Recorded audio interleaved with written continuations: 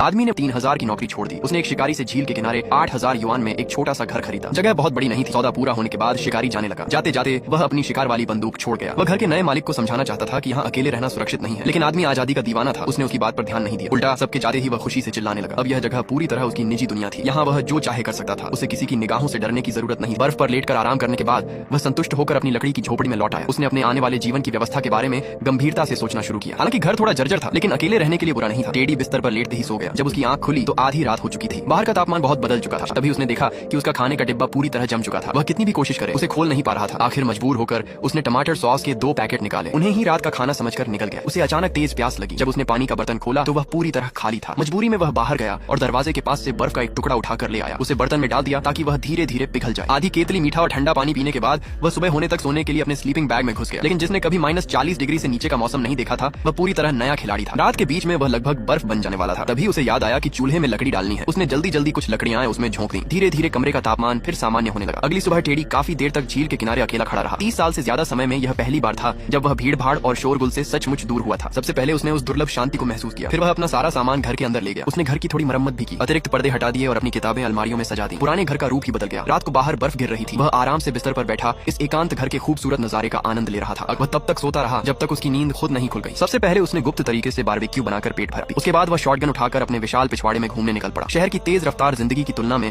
यहाँ समय बहुत धीरे चलता था। उसे लग रहा था जैसे जिंदगी का नियंत्रण उसके हाथों से निकलकर प्रकृति के हाथ में चला गया हो। उसी रात टेडी बिस्तर पर लेटा हुआ था। अचानक उसे घर के बाहर किसी अजीब सी आवाज सुनाई दी। वह सावधानी से बाहर निकला और देखने लगा। जल्द ही उसे पता चला कि यह आवाज झील की बर्फ से आ रही थी। जिज्ञासावश वह जमीन पर लेट गया और चुपचाप प्रकृति के इस अनोखे संगीत को सुनने लगा। अगले दिन टेडी ने एक औजार निकाला और बर्फ में छेद कर दिया। अब उसके पास लगातार पानी का स्रोत था। वह आराम से गर्म पानी से नहा सकता था, लेकिन उसे इतना काफी नहीं लगा। उसने खुद को सीधे बर्फीले पानी में डुबो दिया और बर्फ और आग दोनों का मजा लेने लगा। तभी अचानक उसकी नजर एक भालू पर पड़ी। यह देखकर टेडी बुरी तरह डर गया। उसे लगा जैसे सपनों वाला भालू सच में उसके सामने आ गया हो। लेकिन खुशकिस्मती से भालू ने उसे नोटिस नहीं किया। वह धीरे धीरे मुड़ा और लकड़ी के घर की तरफ बढ़ने लगा। टेडी ने मौका देखकर पास वाले शौचालय में छलांग लगाई और खिड़की के पीछे छिपकर भालू की हर हरकत को ध्यान से देखने लगा। काफी देर तक टेडी लकड़ी के घर के अंदर ही छिपा रहा। जब उसे लगा कि बाहर सब शांत हो गया है, तब वह धीरे धीरे खिड़की से हट गया। उसने सोचा कि भालू पेट भरकर अब जा चुका होगा। कुछ देर और इंतजार करने के बाद जब बाहर से कोई आवाज नहीं आई, तब वह सावधानी से बाहर निकला। लेकिन जैसे ही वह अपने घर के पास पहुंचा, उसका दिल बैठ गया। भालू तो जा चुका था, लेकिन घर में रखा लगभग सारा खाना साफ कर गया था। पीछे सिर्फ गंदगी और पंजों के निशान छोड़ गया था। उस रात टेडी को भालू द्वारा छोड़े गए थोड़े बहुत बचे हुए खाने से ही काम चलाना पड़ा। फिर अब उसके पास खाना लगभग खत्म हो चुका था, इसलिए अगली सुबह उसे पहाड़ी की तरफ शिकार पर जाना पड़ा। किस्मत से थोड़ी ही देर में उसे एक हिरण दिखाई दे गया। लेकिन समस्या यह थी कि उसने पहले कभी बंदूक चलाई ही नहीं थी। वह काफी देर तक निशाना लगाता रहा, लेकिन आखिर में गोली चूक गई। गोली की आवाज सुनते ही हिरण भागने लगा। टेडी तुरंत उसके पीछे दौड़ा ताकि दूसरी गोली चला सके, लेकिन जल्दबाजी में उसने अपने पैरों पर ध्यान नहीं दिया और जमीन पर पड़े एक पुराने फंदे पर पैर रख दिया। शुक्र था कि उसके जूते मजबूत थे, वरना बड़ा हादसा हो सकता था। इस तरह उसकी जिंदगी का पहला शिकार नाकाम हो गया। अगली सुबह उसने बर्फ पर चलने वाले जूते पहने और बेजाल झील के दूसरी तरफ जाने का फैसला किया। उसे उम्मीद थी कि शायद